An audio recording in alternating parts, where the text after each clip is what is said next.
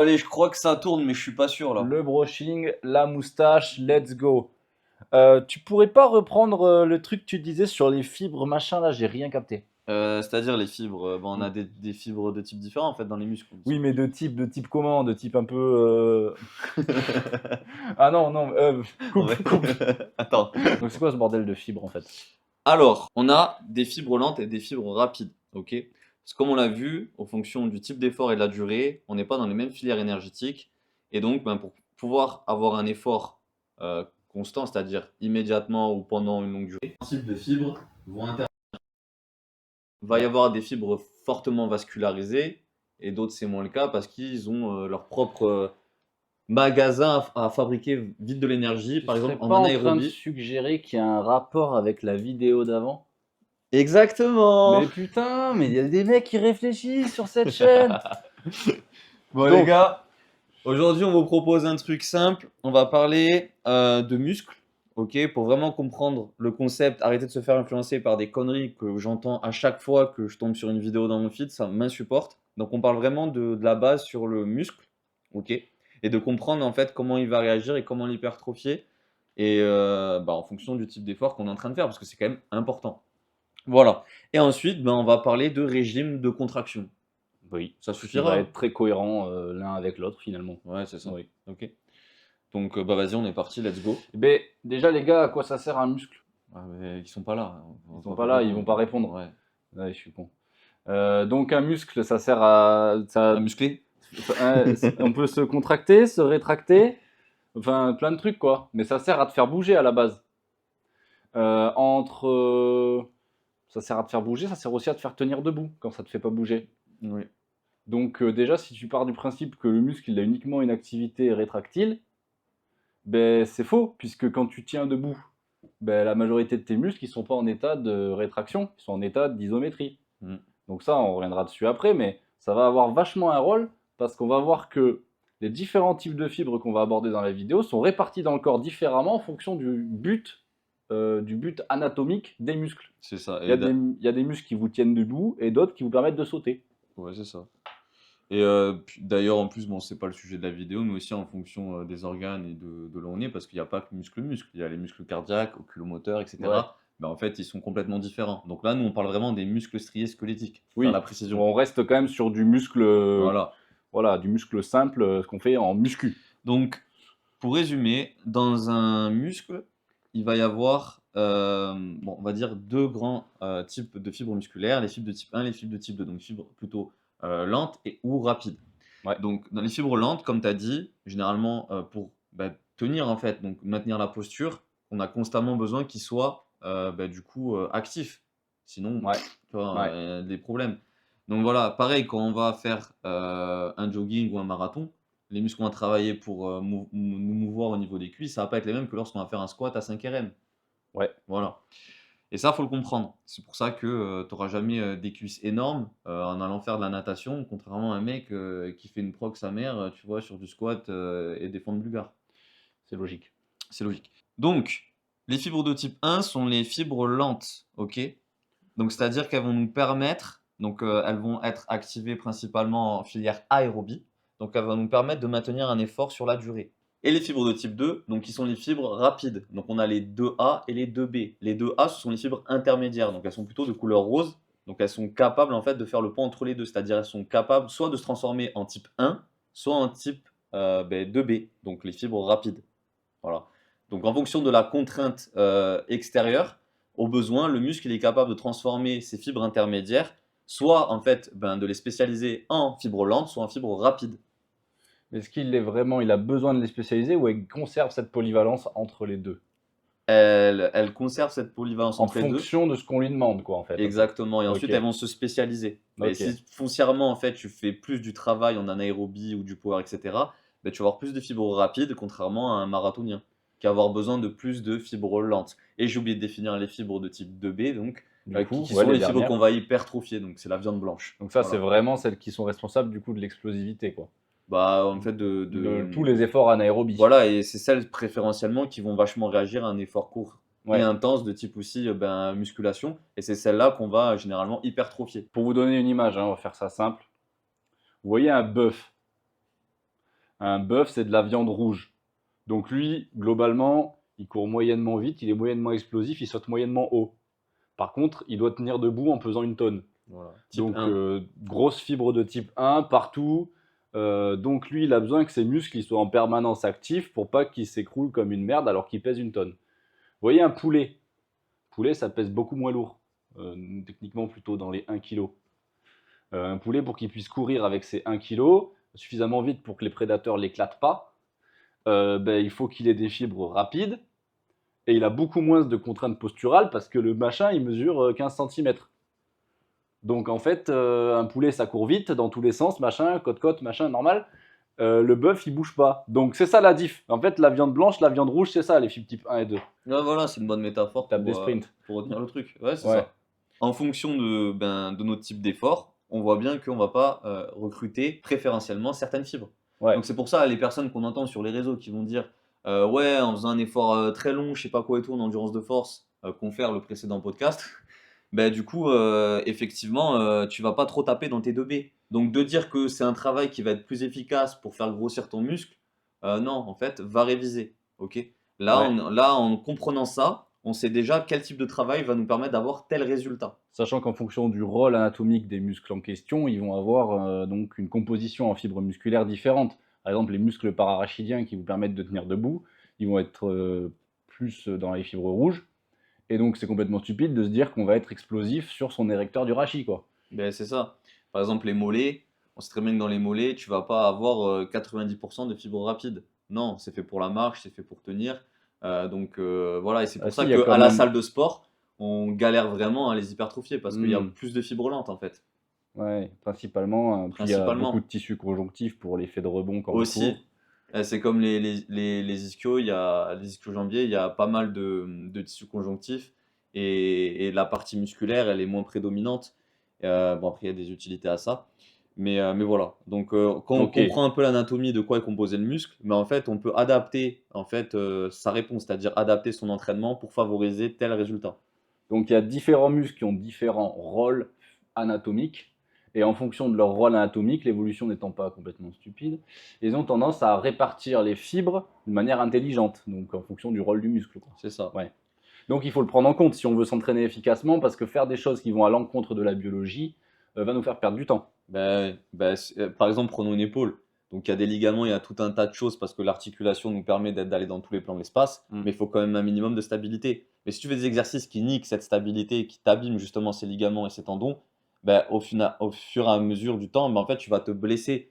Peu importe que certaines personnes vont dire, il y en a qui te disent que le corps c'est une formidable machine à s'adapter et que du coup faut lui faire enfin voilà, faut avoir de la contrainte maximale pour justement non en fait, non, En fait, parce des fois, il y a des trucs qui sont aberrants oui. d'un point de vue morpho-anatomique, et si c'est aberrant, on le fait pas. Le corps, il s'adapte jusqu'à un certain point, c'est-à-dire que le darwinisme, en fait, il t'explique le contraire. Les évolutions pour changer, en fait, les tendons et les insertions des articulations, ça prend des millénaires et des millions d'années. Oui, Donc, ça, t'en as certains youtubeurs qui arrivent et qui te disent comme ça, ouais, on, habitue-toi à faire ça, ça va aller mieux. Mais en fait, non. on s'adapte à tout. Oui, oui, si on s'adapte à tout, Putain, personne ne serait malade. un abruti, tu vois, qui comprend pas ce qu'il dit. Ouais. Et ça, il y en a beaucoup, Ouais. malheureusement. Donc, le podcast, il sert à ça, à essayer de vous faire comprendre, en fait, les bases pour que vous puissiez avoir des bonnes informations et distinguer le vrai du faux. Parce que c'est quand même important. C'est très important. Donc revenons à notre histoire de fibres. Ouais. Moi, je trouve que c'est important, je l'ai suggéré plusieurs fois, de comprendre en fait que en fonction de la zone anatomique où est situé le muscle, en fonction de son rôle dans le corps, il ne va pas avoir les mêmes fibres. Et ça va jouer, ça va avoir un rapport direct avec les régimes de contraction quand on fait des mouvements complexes. Si vous faites un squat, vous avez la charge qui s'applique au niveau de vos épaules et des muscles effecteurs qui sont situés au niveau des cuisses et des fessiers. Donc, il y a des muscles qui vont faire un effort anaérobie sur des efforts plutôt brefs. C'est principalement les cuisses et les fessiers. Mais pendant ce temps, vous allez avoir besoin d'avoir tous les muscles entre les deux qui vont être en isométrie, donc qui vont être principalement constitués de fibres rouges et qui vont avoir besoin de maintenir votre posture en fait pour pouvoir appliquer correctement la force qui est générée sur le point où ça s'applique la masse. Donc ça, c'est quand même assez important à comprendre parce que, par exemple, quand il y a des mecs qui vous disent vous pouvez faire un deadlift de rond, ça sera tout aussi efficace.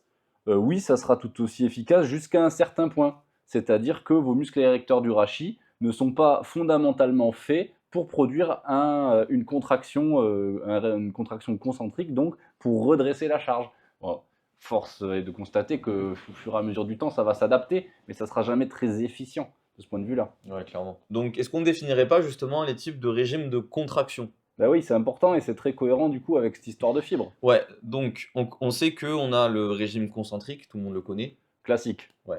Donc, c'est quoi le régime concentrique? Régime concentrique, je prends ma charge, je contracte, ça rétracte le muscle et donc ça rapproche l'articulation. Voilà. Voilà. Donc c'est le truc classique, on veut déplacer une charge, on se dit, bah, faut que je la pousse. Voilà. Voilà, donc par raccourcissement des sarcomères. Donc voilà, on va déplacer un levier osseux pour justement Ouais. déplacer une charge, donc tracter mécaniquement. Si. Et, contraction excentrique, c'est quoi, Pierre? Contraction excentrique, bah, du coup, c'est le fait de retenir, Ouais. la charge sur la phase excentrique du mouvement, c'est-à-dire le moment où les fibres se disloquent comme ça. Donc c'est l'inverse du concentrique en fait, mais on a toujours un contrôle volontaire sur ce processus-là. Ok. Les régimes de contraction isométrique, c'est quoi? Isométrique, ça va être ta capacité à conserver la longueur musculaire, quelle que soit la contrainte qu'on applique de part et d'autre du muscle. Ouais. Donc ça, c'est super important, par exemple, sur les muscles du rachis, parce que dès que tu vas soulever une charge lourde, Ouais. ben, pour garder un certain alignement dans ton rachis, ou ce qu'on appelle classiquement le gainage, c'est ta capacité, en fait, à garder une certaine rigidité entre les différents points d'effet musculaires. Ouais, donc pour résumer, donc, isométrique, c'est vraiment je maintiens le muscle contracté sans déplacement de levier osseux. Voilà. Aussi simple Je que ça. maintiens le muscle contracté, je résiste à la contrainte. Alors pour aller un peu plus dans le détail, il y a deux types de travail isométrique. Il y a l'isométrie totale et maximale. Ok. L'isométrie max, donc maximale, ça va être, en gros, je vais prendre une charge supramaximale, c'est-à-dire au-dessus de mon RM. Moi, je conseille entre 100 et 120%. Ok. Sinon, après, ça va être compliqué. Et on va essayer de la maintenir 5 à 8 secondes. L'isométrie totale, ça va être, peu importe, c'est avec une charge que je peux déplacer, je vais essayer de tenir 20 à 30 secondes. Ok, généralement, on va avoir des sacrés tremblements. Ok, Ouais. c'est le but recherché, pardon.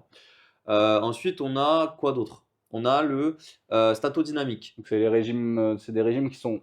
Là, les trois régimes qu'on a vus, c'est propre à un muscle.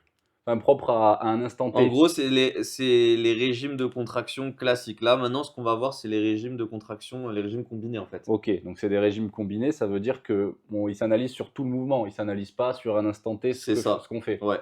Ok. Donc, on va avoir le statodynamique. Donc, c'est l'isométrie puis du concentrique.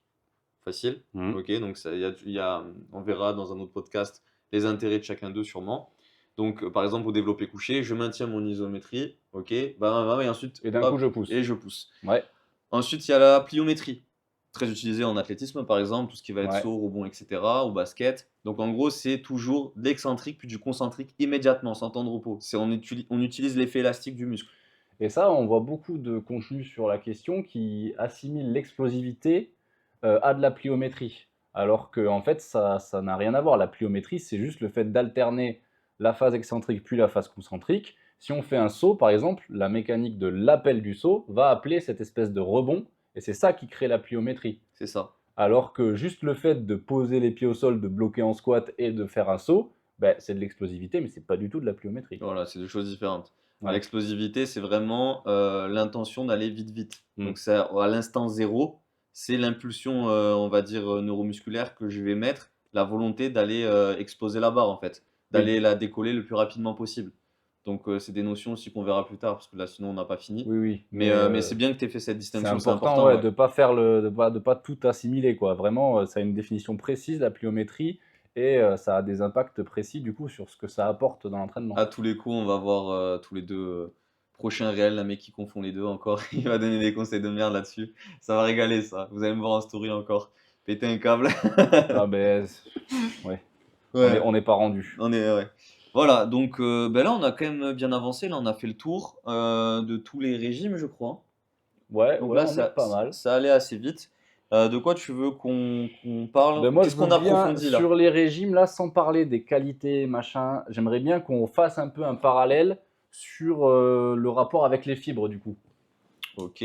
Parce que, bon, on va dire sur le concentrique. Imaginons qu'on mette lourd, un effort concentrique principalement, on va choper des fibres blanches de type 2. Ok. Si on met un peu moins lourd, du coup on va faire plus de répétitions. Sur l'effort concentrique, du coup déjà on sera déjà plus sur un effort purement concentrique parce qu'on doit contrôler la charge à chaque répétition. Donc dès qu'on fait une série, il y a une composante de différents régimes de contraction qui se superposent. Ouais. On est d'accord? Il faut pas oublier aussi que tu as les régimes d'intensification à pas confondre. En soi, si tu veux, ça en est quelque part quand tu pas l'habitude, quand tu fais un nouveau régime de contraction et notamment du combiné. Si tu pas l'habitude de faire, c'est contraignant et enfin, voilà, il y aura plus de dommages, il y aura plus de nerveux, etc. Mais ce que je veux dire, c'est pas confondre avec du drop set, avec du deadweight, avec des trucs où on va intensifier, c'est pas la même chose et c'est pas le même Ouais, but. en fait, Tu un vois. régime de contraction, il faut vraiment le comprendre comme un concept théorique. Et en pratique, dès qu'on va s'entraîner, on va tous les mélanger dans notre séance. Mm. On peut essayer de les privilégier avec certaines variantes d'exécution, mais il y aura toujours un peu des deux. Si tu fais pas un contrôle de ta phase excentrique sur ton squat, tu arrives en bas, tu t'écrabouilles. Et voilà. Donc en fait, il y a toujours une composante mixte entre ces différents régimes de contraction. Ça a plutôt un intérêt intellectuel pour analyser en fait la programmation qu'on va proposer. C'est ça. Donc, d'où l'intérêt de comprendre tout ça pour avoir une bonne planification qui va nous induire une bonne programmation et pour optimiser nos résultats. Mhm. Voilà. Donc, je crois que je t'avais coupé. Tu étais en train de me parler du coup des régimes de contraction et de leur application sur les conséquences au niveau des fibres musculaires. Ouais. Donc je disais que naïvement, le concentrique, ça a quand même, surtout si on se met en charge, c'est plutôt sur de la fibre 2, enfin, plus préférentiellement. Ça dépend du coup de la charge qu'on met. Oui, ça dépend de la charge qu'on met. Mais voilà, oui, c'est vrai. Ça dépend totalement de la charge qu'on met. Ouais, alors qu'à côté, quand même, sur l'isométrie, on a plutôt tendance à voir ça sur les fibres de type 1. Parce que c'est beaucoup de fibres Non, de rôle postural. ouais. Alors, moi, je suis moyennement d'accord parce que justement, si tu fais une isométrie max, comme je l'ai dit précédemment, tu as un gros facteur de synchronisation en fait. Donc tu essaies de mettre le plus de fibres Et possible, c'est le but. quel que soit le Et c'est genre. le but. Et Ok. l'isométrie permet justement, si tu veux, l'amélioration en fait du gain de force. Et ça, c'est hyper intéressant, d'où l'utilité. Quand tu fais de l'isométrie, justement, tu vas forcer en fait ce facteur de synchronisation qu'on a vu dans le précédent podcast. Et donc, c'est comme ça, par des petits mécanismes de régime de contraction qui peuvent aider justement à l'amélioration de nos Hmm. performances. Voilà, Ouais, c'est souvent qu'on nous conseille, par exemple, pour améliorer la force, de faire du supramax en excentrique. exactement. Et Mhm. c'est tout à fait. Déjà parce que tu fais les plus gros démages là, donc tu forces le corps à s'adapter encore plus. On le sait, hein, l'importance des dommages sur la phase excentrique, Mm. sur le muscle. Et forcément, généralement, on a la charge de la retenir, mais de la repousser, c'est plus compliqué. Forcément, un squat, la partie la plus dure, c'est où? C'est pas quand je descends, mais c'est au moment où je dois remonter. Ou précisément entre les deux. Évidemment, la première phase, donc quand le bras de levier est le plus Ouais, défavorable. ouais. Voilà, donc c'est toujours comme ça. Donc, quelles astuces on met en place pour justement en fait progresser et se servir de ses connaissances? Et par exemple, il y a la technique du 120-80. Par exemple, tu mets une charge de 20% de plus que ton ARM, ok, donc tu es à Mhm. 120%. Tu fais ta phase excentrique avec, tu décharges immédiatement et tu remontes à 80%. C'est des techniques aussi qui te permettent Ok. ce genre Et de progression. puis ça te permet, ton cerveau aussi, à s'habituer du coup à une coordination comme s'il y avait super lourd Mais c'est ça. et à se préparer au moment où tu vas pousser, quoi. Et en plus, si tu rajoutes des facteurs de contrainte au niveau de la proprioception, certains schémas que tu vas un peu modifier, là, ça peut être grave performant. Et en fonction, au niveau de la prépa physique et de ta discipline, ça peut être très intéressant. Ouais. Et de manière générale, si on devait un peu traduire ce qu'on dit en un conseil simple, c'est qu'il faut quand même chercher à contrôler ses charges dans un but de renforcement musculaire. C'est quand même souvent intéressant. Toujours, Toujours. toujours, tu es obligé de la contrôler. Les gens qui permettent de dire que la posture, c'est pas c'est important et qui te disent qu'on s'en fout un peu de notre posture et en fait, de l'intention qu'on met. Non, en fait, c'est hyper important. Déjà, surtout quand tu apprends, de le maîtriser. Donc pour ça, tu dois contrôler, ok, savoir ce que tu fais, maîtriser ta charge, ton mouvement, tous les paramètres en fait, que tu peux optimiser pour éviter ensuite de te blesser. Tu peux te permettre ensuite si tu veux, de cheater, tu vois. Mais je vais te prendre un exemple hyper concret. Tu vois beaucoup de débutants qui ne connaissent pas en fait leur physiologie et qui ont des mauvais ressentis, qui vont par exemple, admettons, travailler leur biceps. Donc tu vas avoir des trucs qui ressemblent un peu à un truc dégueulasse comme ça où je balance les épaules. Parce que Pour quoi? l'élan. En fait, la musculation, comme la force, j'avais expliqué que c'était l'inverse, c'était de réapprendre à synchroniser. Mm. Et ben là, en fait, c'est de réapprendre à isoler. Enfin, d'apprendre en tout cas à isoler, parce que ça, on l'a vraiment jamais appris. Et donc ça nécessite aussi une motricité fine.